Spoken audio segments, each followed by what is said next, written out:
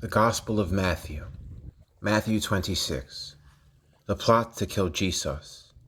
Now it came to pass, when Jesus had finished all these sayings, that he said to his disciples, "You know that after 2 days is the Passover, and the Son of Man will be delivered up to be crucified." Then the chief priests, the scribes, and the elders of the people assembled at the palace of the high priest, who was called Caiaphas, and plotted to take Jesus by trickery and kill him. But they said, "Not during the feast, lest there be an uproar among the people." The anointing at Bethany. And when Jesus was in Bethany at the house of Simon the leper, a woman came to him having an alabaster flask of very costly fragrant oil, and she poured it on his head as he sat at the table. But when his disciples saw it, they were indignant, saying, "Why this waste? For this fragrant oil might have been sold for much and given to the poor." But when Jesus was aware of it, he said to them, "Why do you trouble the woman? For she has done a good work for me. For you have the poor with you always, but me you do not always have. For in pouring this fragrant oil on my body, she did it for my burial.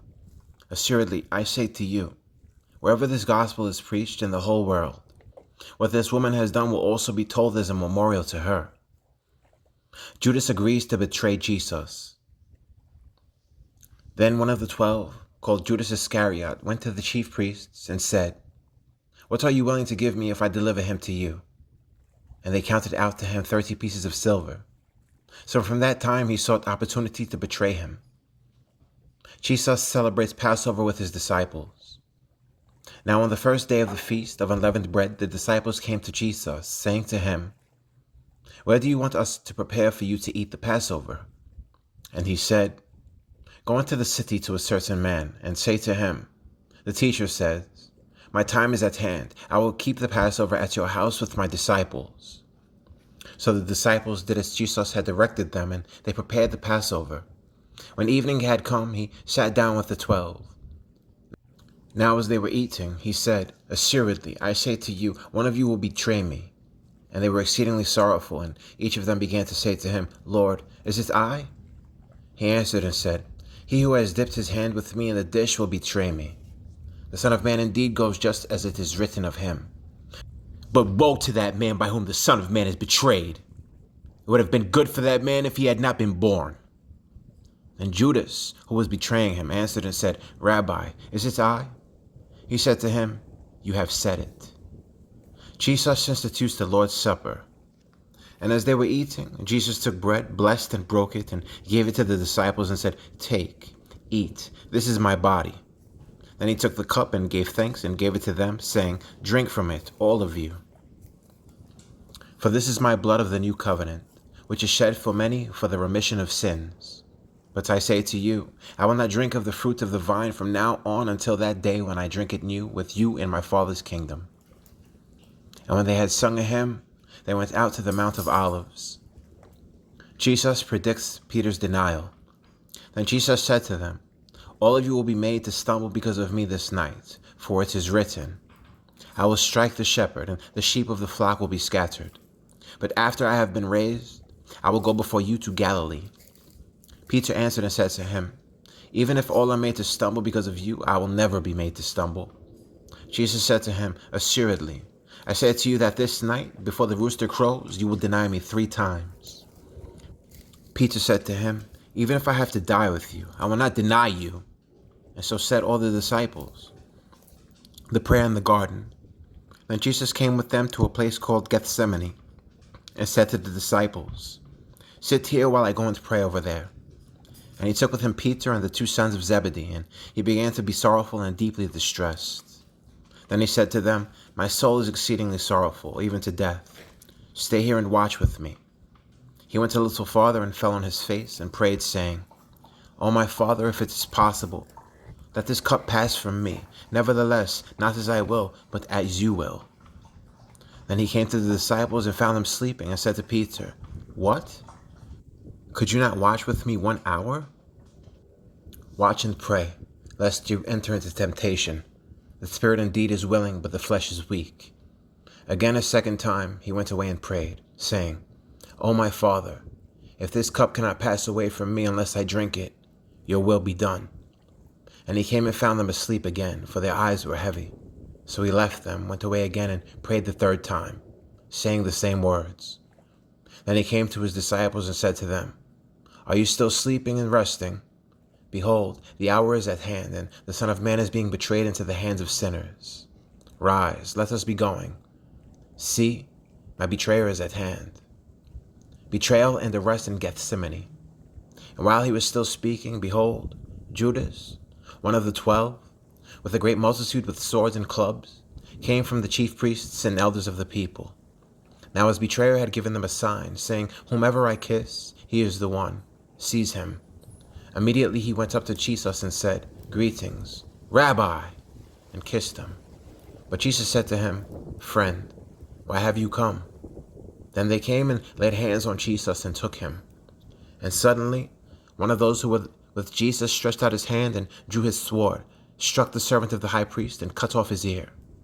But Jesus said to him, "Put your sword in its place, for all who take the sword will perish by the sword.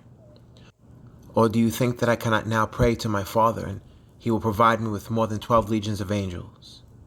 How then could the scriptures be fulfilled, that it must happen thus?"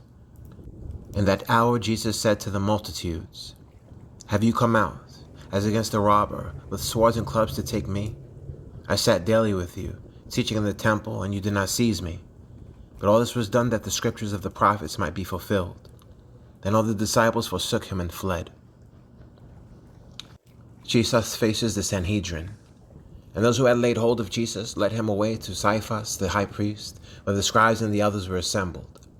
But Peter followed him at a distance to the high priest's courtyard, and he went in and sat with the servants to see the end. Now the chief priests, the elders, and all the council sought false testimony against Jesus to put him to death, but found none. Even though many false witnesses came forward, they found none. But at last 2 false witnesses came forward and said, "This fellow said, I am able to destroy the temple of God and to build it in 3 days." And the high priest arose and said to him, "Do you answer nothing? What is it these men testify against you?" But Jesus kept silent. And the high priest answered and said to him, "I put you under oath by the living God. Tell us if you are the Christ, the Son of God." Jesus said to him, "It is as you said. Nevertheless, I say to you, hereafter you will see the Son of Man sitting at the right hand of the power, and coming on the clouds of heaven." Then the high priest tore his clothes, saying, "He has spoken blasphemy. What further need do we have of witnesses? Look, now you have heard his blasphemy. What do you think?" They answered and said, "He is deserving of death."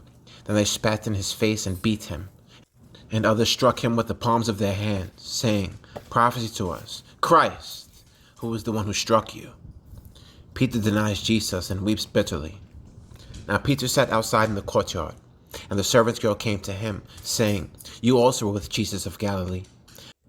But he denied it before them all, saying, "I do not know what you are saying." And when he had gone out to the gateway, another girl saw him and said to those who were there, "This fellow also was with Jesus of Nazareth." But again he denied with an oath, "I do not know the man." And a little later those who stood by came up and said to Peter, "Surely you are also one of them, for your speech betrays you." Then he began to curse and swear, saying, "I do not know the man." Immediately a rooster crowed. And Peter remembered the word of Jesus, who had said to him, "Before the rooster crows, you will deny me 3 times." So he went out and wept bitterly.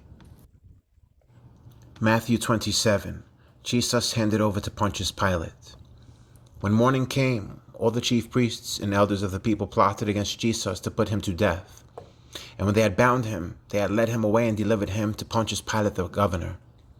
Judas hangs himself. Then Judas, his betrayer, seeing that he had been condemned, was remorseful and brought back the 30 pieces of silver to the chief priests and elders, saying, "I have sinned by betraying innocent blood." And they said, "What is that to us? You see to it." Then he threw down the pieces of silver in the temple and departed, and went and hanged himself.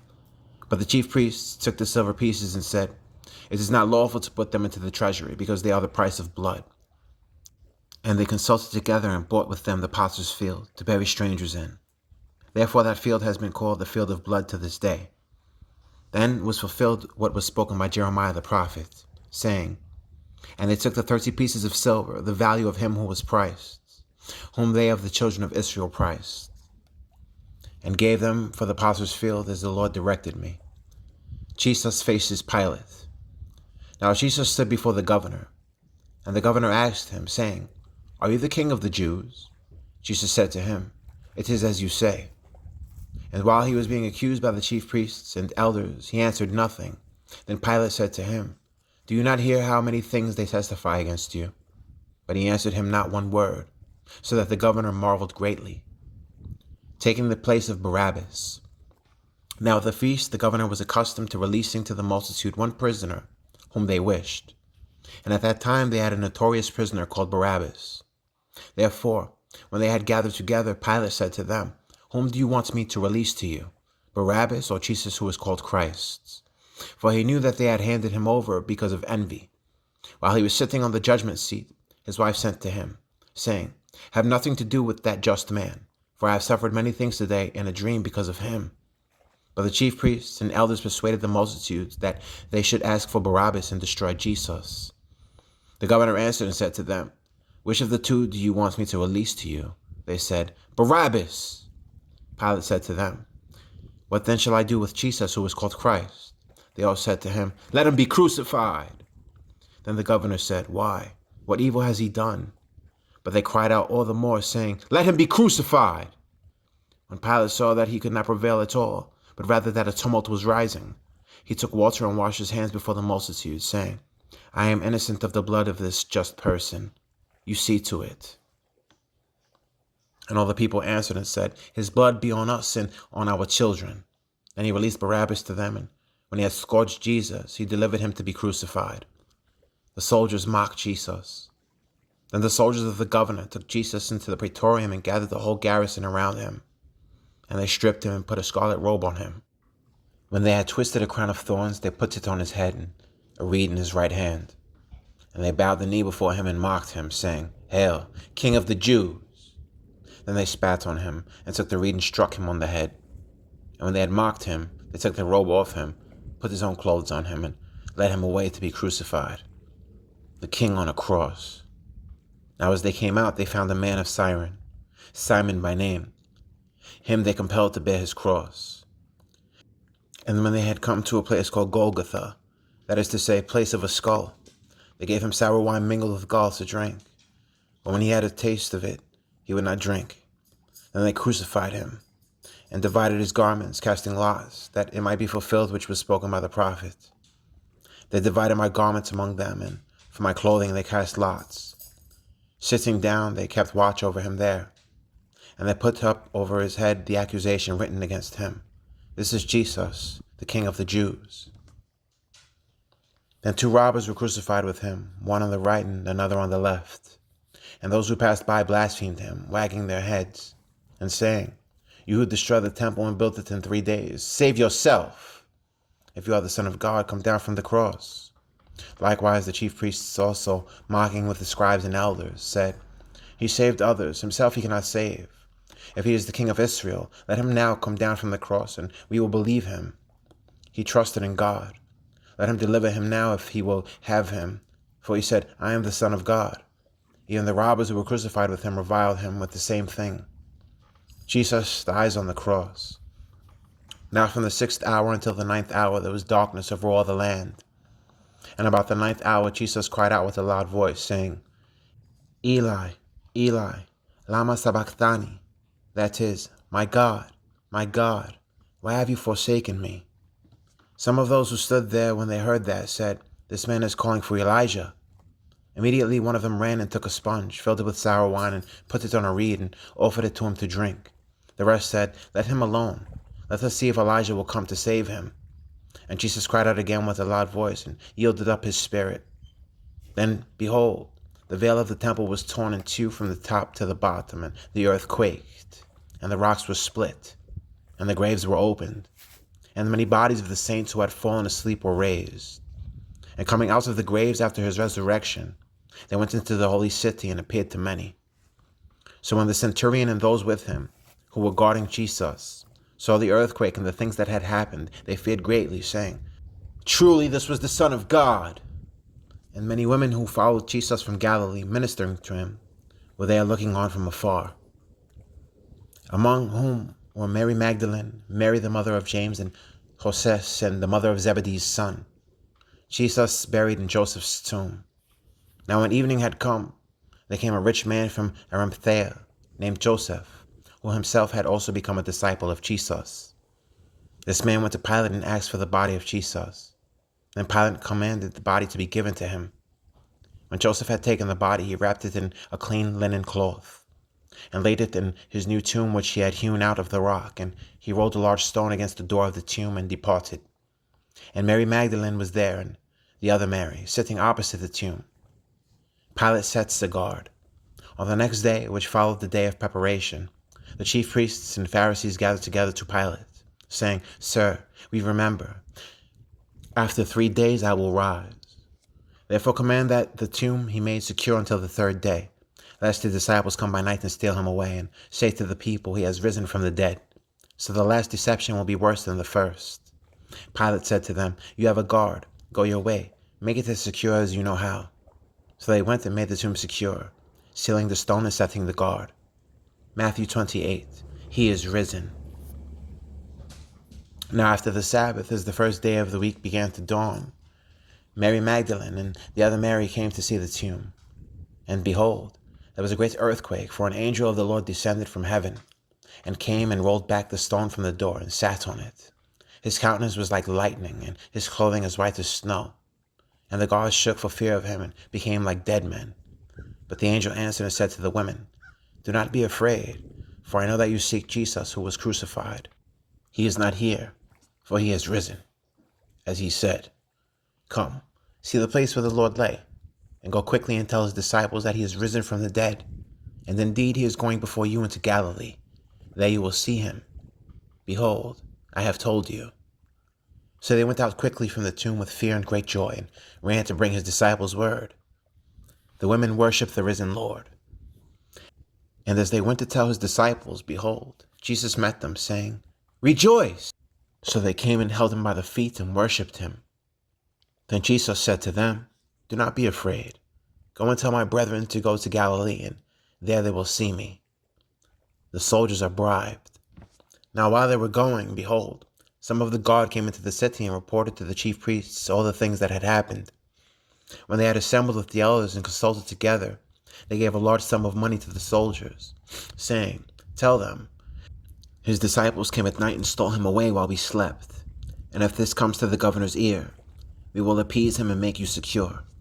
So they took the money and did as they were instructed. This saying is commonly reported among the Jews until this day. The Great Commission. Then the 11 disciples went away into Galilee, to the mountain which Jesus had appointed for them. When they saw him, they worshipped him, but some doubted. And Jesus came and spoke to them, saying, "All authority has been given to me in heaven and on earth. Go therefore and make disciples of all the nations, baptizing them in the name of the Father and of the Son and of the Holy Spirit, teaching them to observe all things that I have commanded you. And lo, I am with you always, even to the end of the age." Amen.